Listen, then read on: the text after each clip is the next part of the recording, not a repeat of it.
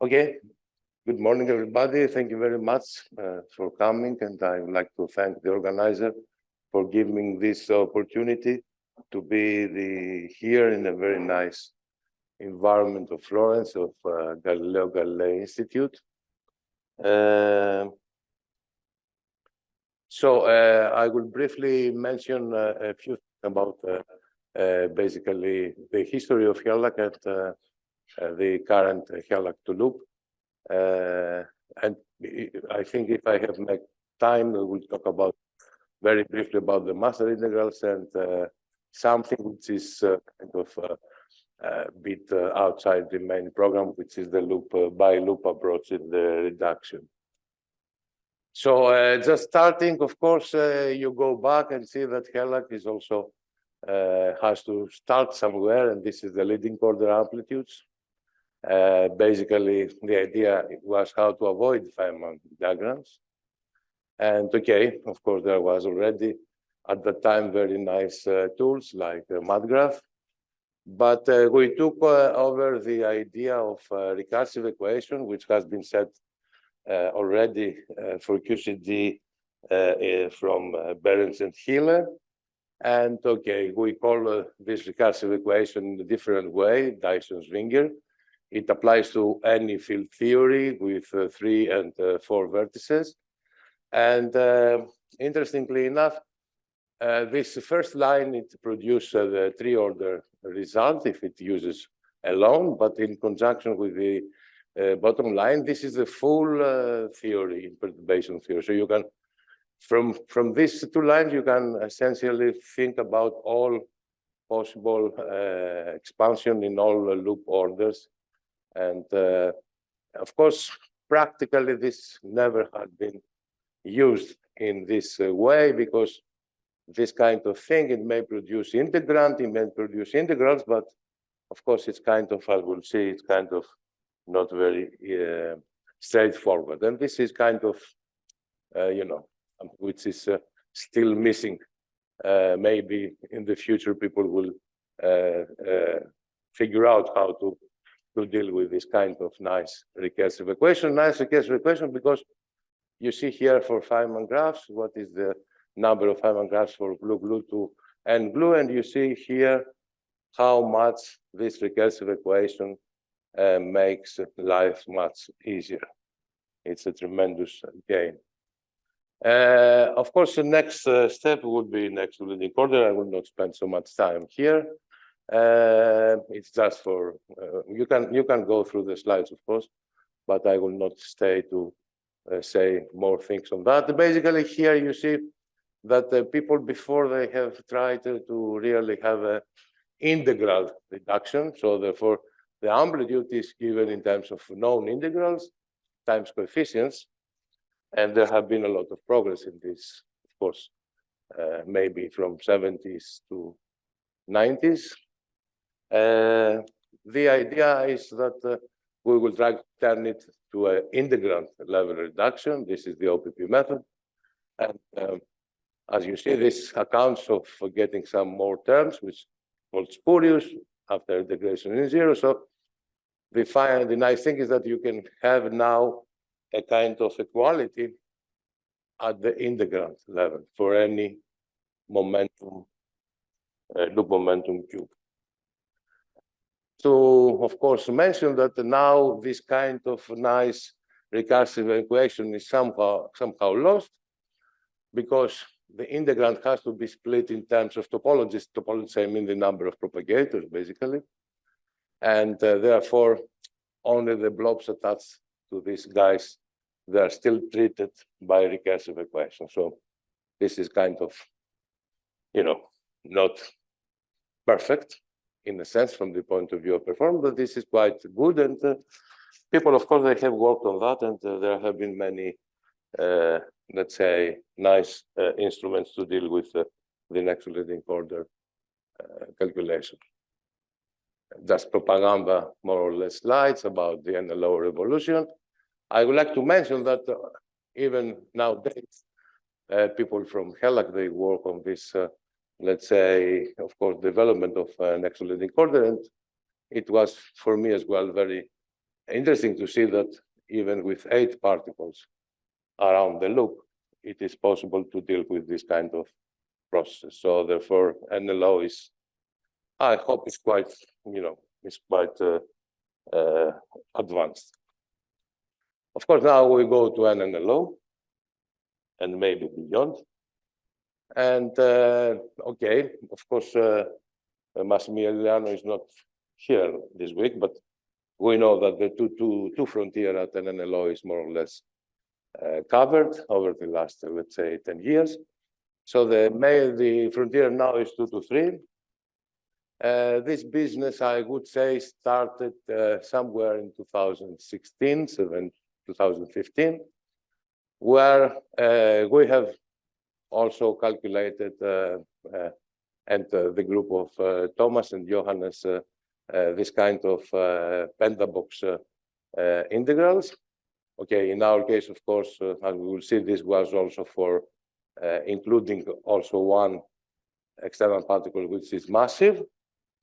I mean the p square of the external particle is not 0. But let's say that this kind of completely massless has been essentially done, and we have a very nice, let's say, also tool like Caravelle. It's a proof of concept, I think, and sometimes it's also much more than proof of concept, that you can do really things like gluonic amplitude, etc. So, of course, the step which was the frontier on the integral level at last, let's say, few years was mainly the 5-particle amplitude with one external off-shell leg. And as I told you, this has been already done in 2015. Then there is this, I will call Freiburg group, that they came out with a basis, UT basis for all this first line, which are the planar families. We also worked on that, and we had a complete analytic in terms of Goncharev polylux. Then we took the hexabox families, and we'll see in a few moments how this is done also. The difference here in the color is that this is also completely analytic in terms of Goncharev. This is a bit more involved, how to do the calculation here. And of course, very recently, a month ago or something like that, the double pentagon also has been published by the group of these people. And of course, this gave rise to certain nice calculation at the full thing, at NNLO, like 3 gamma, 3 z's, WBB bar. And okay, I took this from Vasilis' talk last year in loops and legs. Basically, you have here many more, let's say, amplitudes that have been computed up to now with different, let's say, methods and methodologies, etc. Now, just a few remarks, just to pay, let's say, respect, or let's say, to the people that they have worked hardly over many years to give us, let's say, some picture of the real and real virtual radiation. And of course, we have a lot of nice tools for this part. So therefore, I will concentrate on the virtual corrections. And of course, for this, we need amplitude reduction. Okay, this is basically the same picture as we have seen before in one loop. We have a numerator now with 2 loop momenta, L1 and L2. If we stay in 4 dimension, then we can essentially do this reduction with, let's say, up to 8 propagators by using cutting equations. And the thing here, of course, is that this kind of polynomials, they are not only containing spurious term, as it was the simple picture at one loop, but they also contain things which are called irreducible scalar products. Some people recently they call auxiliary scalar products. In any case, these are essentially products that cannot be reduced in terms of the denominators. And of course, there has been, over the last 10 years, some work on that, especially by Harald Dita and Kosover and these people here, in order to build up a basis to use HELAC2LOOPs and go through this. And as I told you, we have already a proof of concept tool, which is the Caravel, which is using essentially these ideas.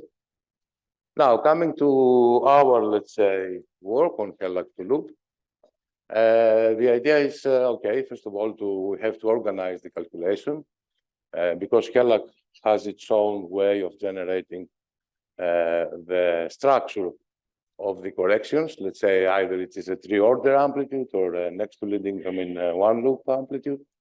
So now we have to do this for two loops.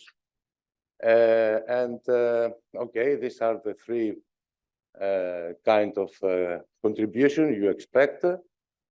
Genuinely, this is the theta, we call theta this kind of configuration, which is the genuine two-loop contribution. You see several blobs here over the loop lines and some blobs B and A. So therefore, this here essentially encode the different particles that may be put in this configuration. This is a bit more ugly, let's say, picture of what we have before. So therefore, now the blobs are opened in a sense. I mean, you know, these are things we are attached to the loop line and they combine external particles, whatever number and whatever flavor you would like to have.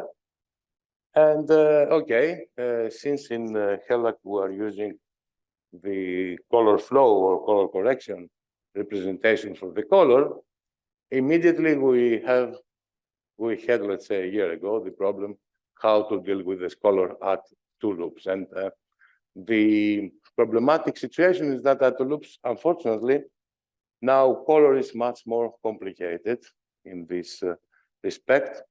And as you can see here, these are two contributions of color flows that are unfortunately both non-zero, and it is really hard or impossible in the framework we work to distinguish between them. So therefore, one has to think about essentially opening this two loop, okay?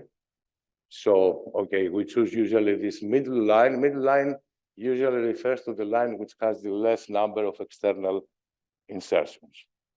And so by doing this, you see here that these two, for instance, problematic color structure, they open and gives two things which we can deal with. And in both cases, you see that this is corresponding to one loop, which is a non-planar one loop color configuration from the point of view of color. So therefore, we're obliged, first of all, to do this. In any case, we would have done that. So somehow to use, let's say, the machinery of one loop at HELAC. And okay, this cutting, of course, it will produce, it will start as usually to dress the two particles with flavor and colors, and then going through to see what are the color and flavors of the other particles. So therefore, just an example here, of course, since we are two loops, we expected to cut the thing two times. As I told you, the first thing is, okay, to have a one loop correspondence. And then, of course, we have to cut the one loop, as we do usually in HELAC, one loop. And then you see that you produce a lot of more color lines from this procedure. So as it is, of course, clear that we are mainly concentrate on getting corrections for strong interaction. So therefore, if we don't count the color, everything is very different, of course. But we talk about now, of course, QCT, so we need to have the color properly treated. And at the end, you have essentially a three-order structure, and you can essentially map this configuration back to the external configuration, which is the genuine two-loop, basically color connection, which is basically the same like the three-order one from the external particles. And of course, at two-loop, you gain a factor of NC, depending if this is a planar color or non-planar color, etc. And all these are worked out, and hopefully this is has been done. This is the part of the code for people. Okay, I don't know, very few people that maybe are familiar with this.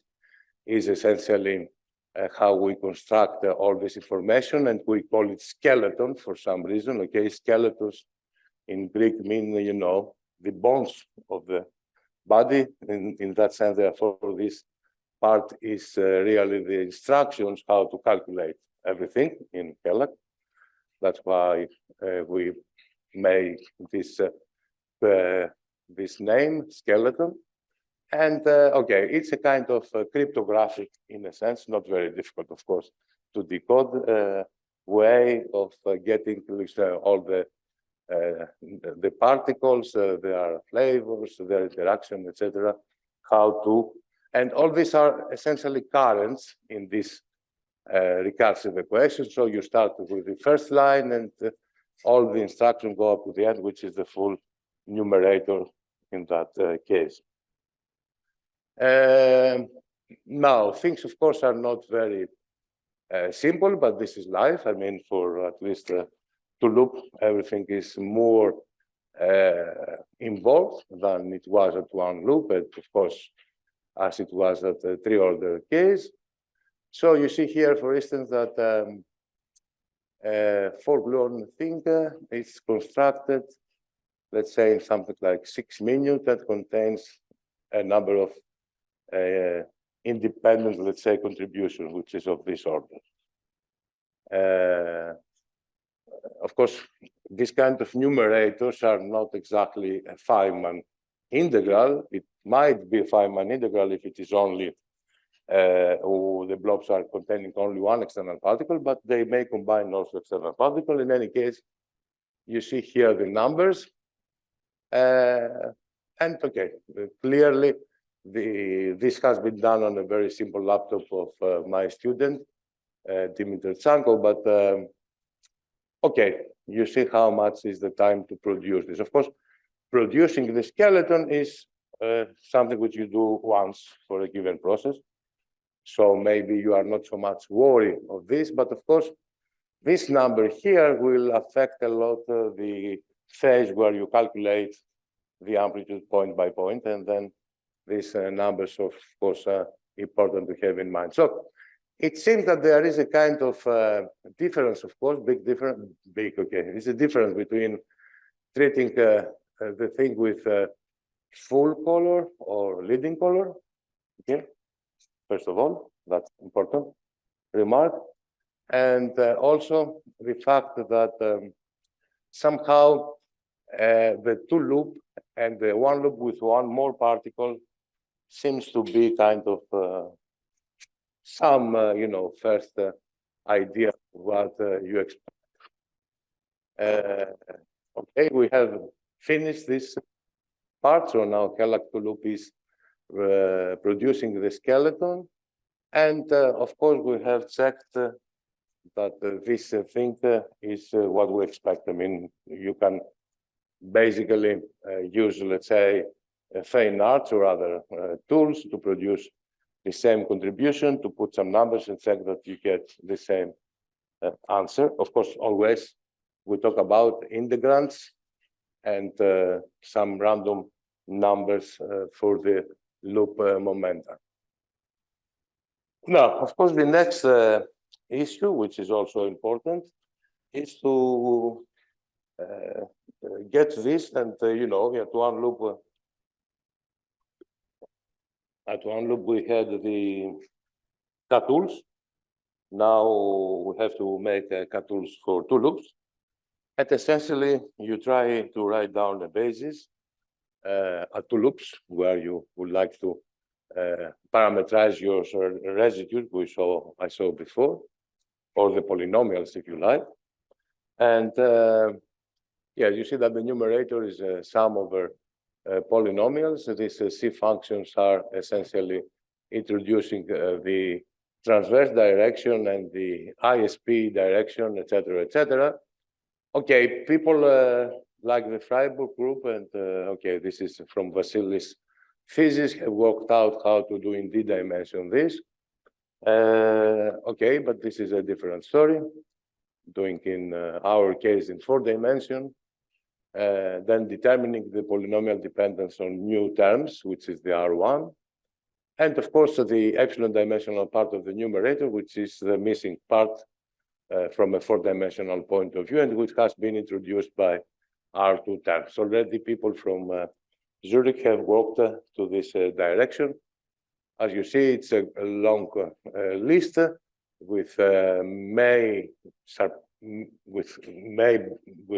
some bottlenecks, especially for R2. But the point 1 and 2 is simulated already and is now at the level that we are implementing in HELAC2LOOP. And of course, at the end, you have to have the integrals. I will be very quick, just flashing what is our approach in this, let's say, domain. We call it a simplified differential equation approach. And basically, you know, this D-log form is essentially parameterized in a way that it's giving a Fuchsian type of equation with respect to one variable, which we will see what it is. And therefore, all the rest of the kinematics is in these letters. So in this way, there is a very different picture. It's a kind of factorization, if you like, of the previous one. And you can see that the letters, the number of letters are smaller and the letters themselves are different. Of course, LB do not depend on X. This is the first idea. And how to do this? This is by essentially parameterizing your momenta in such a way that n of cell X goes to n minus 1 of cell X plus this X parameter. And this is done by essentially putting this X in the momenta and having this kind of parameterization. I don't go through that. It's a big story over the last few years. And we have, of course, all these panda boxes and also all the double boxes with external, let's say, massive particles, etc. And of course, since you have this form, everything is trivial, at least in the sense of expressing this in terms of Gonzalez polynomials. Okay, you can go up to any order you like. Now, this is the picture up to the hexabox, and of course, in the hexabox case, one family is also giving this nice formulation, but for the other two families, this X is not completely factorized. So you have some function which is algebraic function of X. And okay, I'm just quoting here that you could have used a different parameterization and get again a Fuchsian type for integrals. So therefore, for instance, this element, which is in another parameterization, is explicitly written to all orders in terms of Gonzalez. In terms of this parameterization we are using for the full family, has a bit of different form where this F, you see here, they have introducing this non-rationalized square root I saw before. So therefore, this square root, of course, enter to some elements. In practice, there are two elements that have this kind of mismatch between the parameterization and their expression. Of course, this means that we have to deal with now a different story. We have to integrate the equation, and there is, fortunately, a way of doing this. So first of all, we know the way to function. The way 3 function comes from this nice expression here, where these are the boundary terms. Here are things which are expressed in terms of Gonzalez, and basically it's just integration by part, but you also put here some kind of regularization, let's say, terms which deal with the x to the 0 limit. And the same happens also for weight 4. Okay.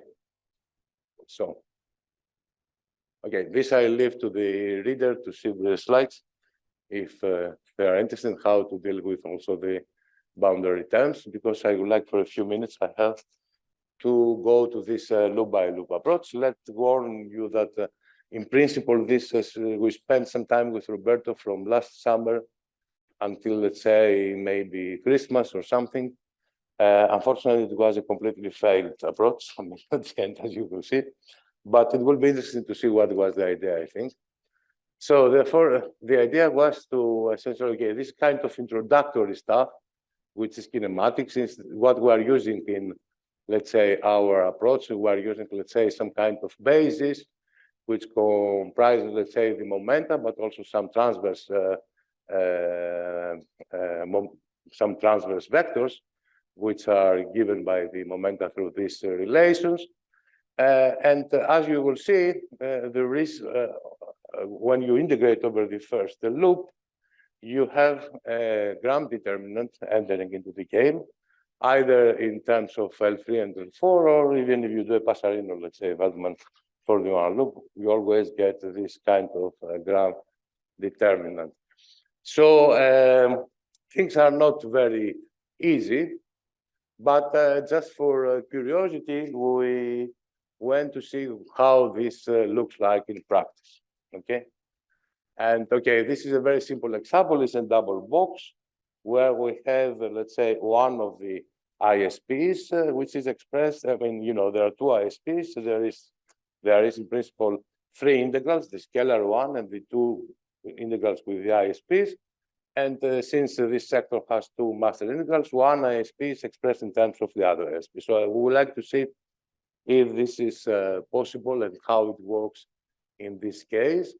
So by putting the machinery, and okay, this is kind of analytic machinery for OPP, for this numerator with respect to K1, you will get this picture where you have the D term, the D tilde term, and the C terms, which come in the expansion, okay? This is just standard, let's say, if you like, OPP. So imagine if this K2 was an external particle, this is the formula you will get by doing a one loop, let's say, decomposition. But now, of course, K2 is a loop momentum. So therefore, you have to deal with this kind of objects, where now there is an extra denominator, basically. It's a very funny denominator. I mean, even if you look at the F and U polynomial, it's very different how to construct it, because this term is not a normal propagator, okay? You see that it has a homogeneity of the power of K2. It is also contains these products with P1 and P2, etc. So therefore, this kind of object, which call D10, let's say, because this problem has in principle 9 scalar products, 9 denominators. So this is the extra denominator we introduced. And you see that we get several objects like this over, of course, the 7 denominators of the double box, which have to be reduced. And I would say that by Laporta algorithm, and of course, by a special use of phi-6, which has been possible thanks to Sasha Smirnov, Alexander Smirnov, we have to deal with integrals, which have now, you see, usually this problem has 9 indices. This one has 10 indices, okay? Because we include this propagator in the reduction, in the IPP reduction. And okay, that was kind of intriguing to see what kind of things you get. And hopefully, phi-6 was able to reduce this problem. Of course, now the master integrals are different. It's not only the master integral of this sector with a 9, it's also the other one. But the bottom line is everything cancels and gives the results we expect in that case.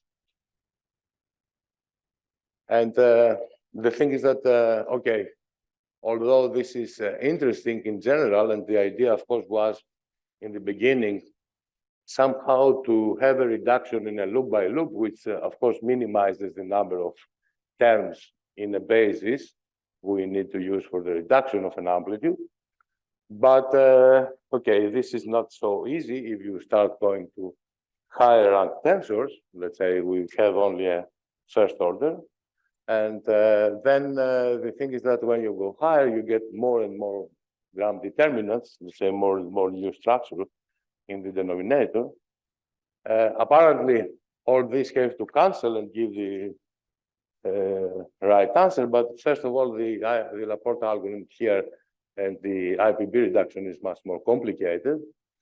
And also, one of the things which was really kind of killing, let's say, the whole idea, it was that the K1 reduction resulted to an increasing of the rank of K2 terms, because as you see, you have to keep the, let's say, the power of K2 the same. So therefore, if you introduce numerators, there will be also denominators, there will be also numerators for K2. So in that sense, it's not clear, you know, how useful can be that. Of course, still, independent of the number of K2, you have the number of basis element to reduce is simpler, but okay, this is clearly not a nice feature. Okay, plus the fact that when you start having all this structure with more and more gram determinants, of course, the Laporte algorithm is becoming much more complicated. Okay, and one can wonder why to deal with that. But as a fact, it was a kind of okay, nice adventure to see this thing. And okay, maybe younger people here may take over and have much clever idea than what we had to deal with this kind of things. So just finishing, I hope I'm in time. Okay. So first of all, as I said, from the integral point of view, we have completed the ExaBox. Now, more or less, we have the tools from the people like Sotnikov and Cicerin about that. We have also our own, let's say, stuff.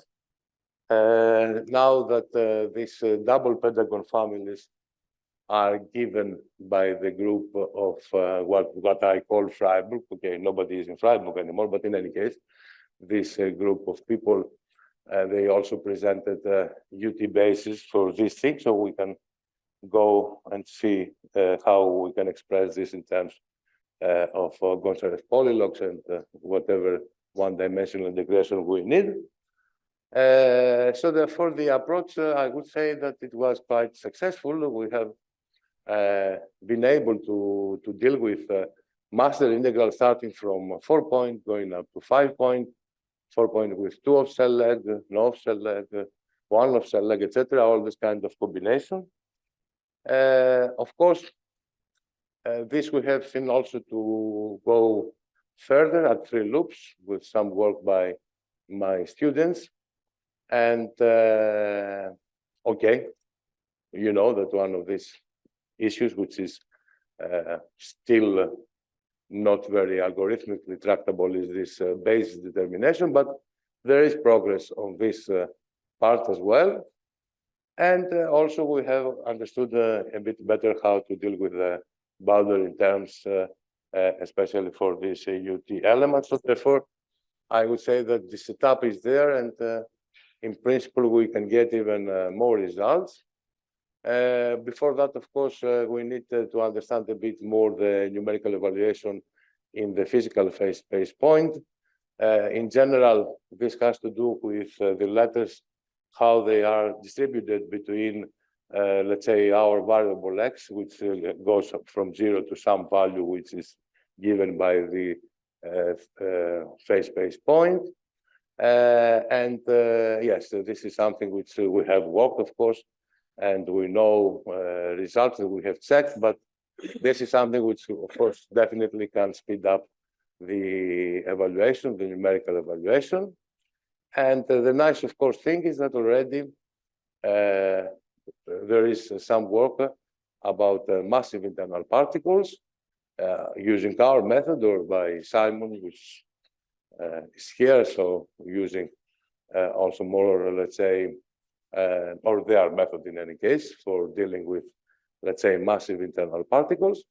And this is also interesting because this means that, at least from the work of Nikos, that this is something which can be really extended to massive particles. There is no real barrier to go to this direction. And so I try to say, basically now we're developing this HELAC2LOOP framework. And okay, the idea is, of course, to have a generic approach to compute any two-loop amplitude.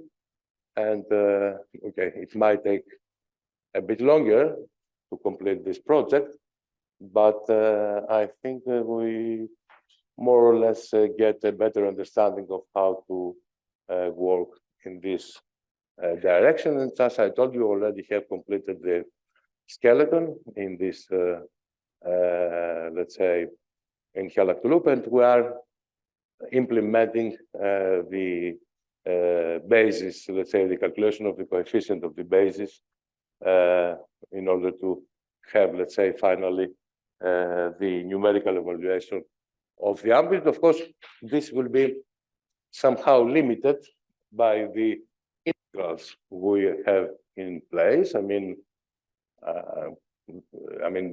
integrals are known for several configurations. HELAC2LOOP can have more configurations, let's say, with different particles, but this, of course, means that then either one has to wait for more integrals to come, or maybe using a very complete numerical approach to deal with this integral.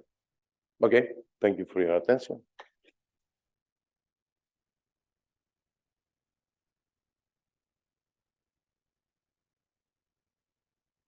Costas, thanks for this very nice talk and for telling us what works for you and what doesn't work. It's also very helpful.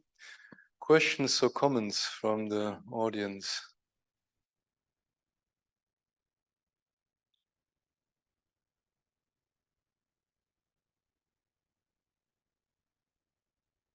So I think I got lost around slide 32, 33, when you show the algorithm. Slide what? 32, 33. 32, 33. I think it's okay. Around that. I was still thinking about the slides before and.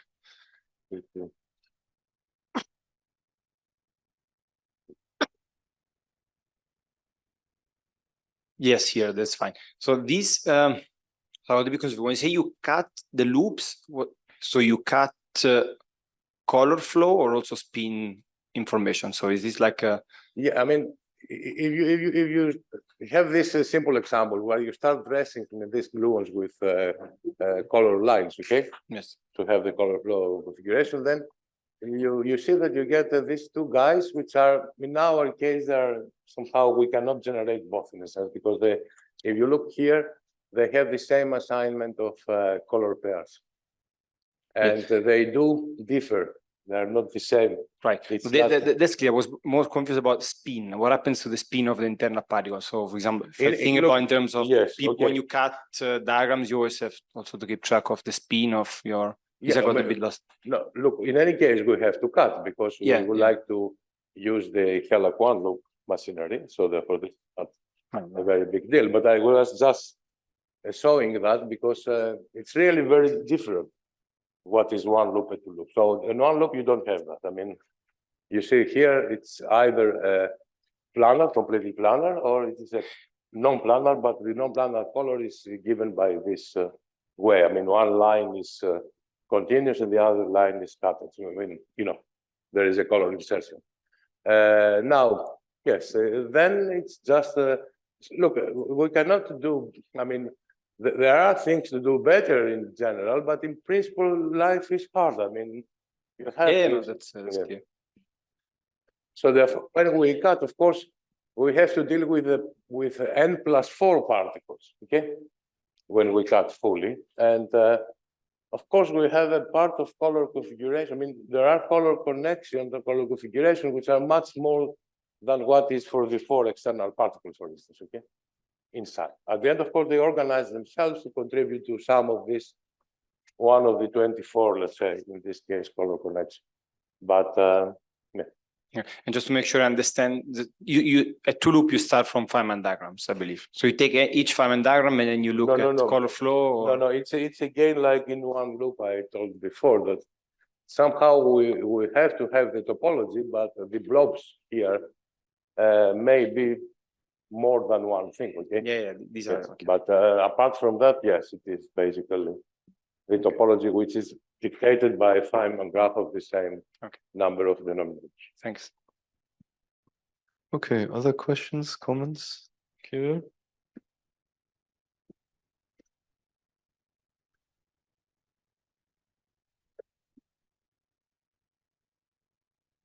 So at one loop, people at some point decided that it's probably easier to sum over colors, not write explicit formulas for color-ordered amplitudes and then deal with color-ordered amplitudes, but basically just to, you know, sum over colors even for intermediate particles as, you know, what you do with the spins there.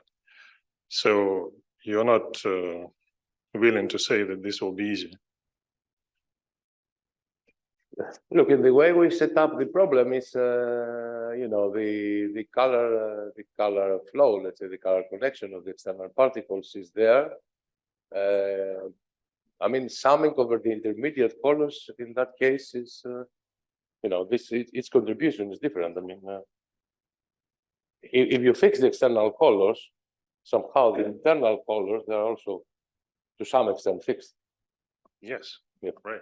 So therefore, there is no summation. There is, but still, the number of contribution is bigger. Okay.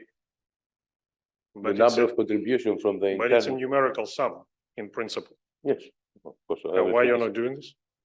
You don't like this?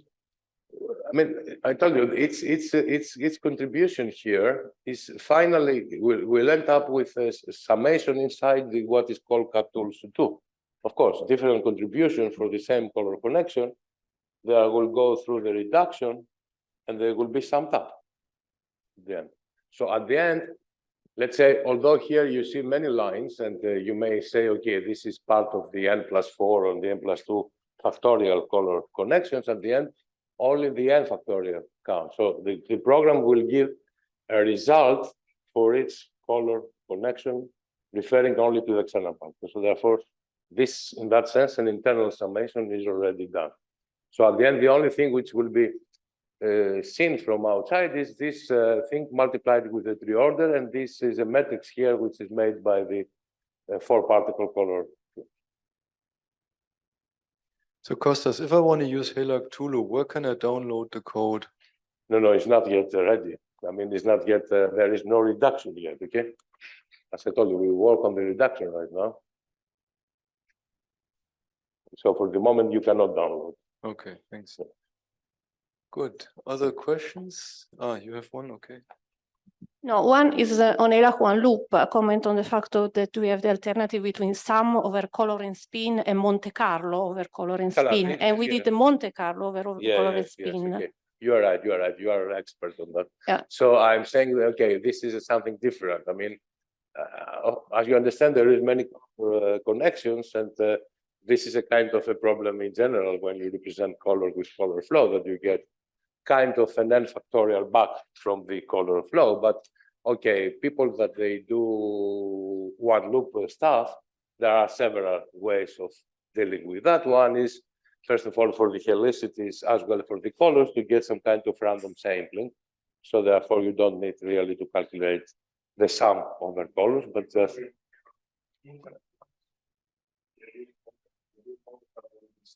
yes, on the external lines. Yes, on the internal lines we have never tried. And also another comment, because I understand that you are implementing the cut constructible part and the one part at the moment in HELAC2LOOP. Yes, I mean, okay, but at two loops we are not really having this. Not yet. No, this terminology. Okay, yes, true. I'm saying that, and I will tell you why. If I have a minute. Sorry, where was I? I missed myself. Yes. You see here that